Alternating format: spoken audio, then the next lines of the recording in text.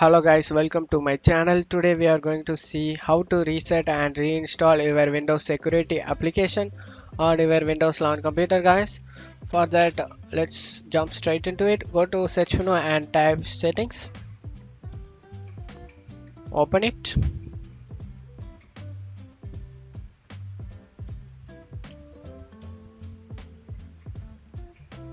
On left side select the apps. On right side select installed apps and search for security.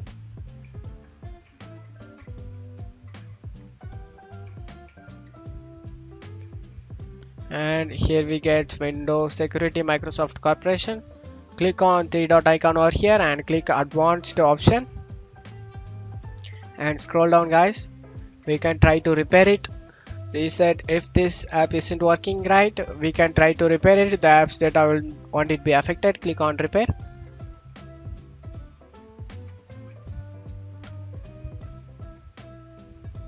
And you can also reset the app guys. For that, if this app still isn't working right, reset it. The app's data will be deleted.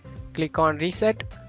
This will permanently delete the app's data on this device, including your preferences and sign-in details.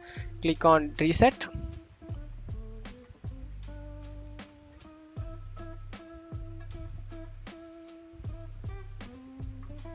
After resetting your Windows security, close out of here and go ahead and restart your PC guys.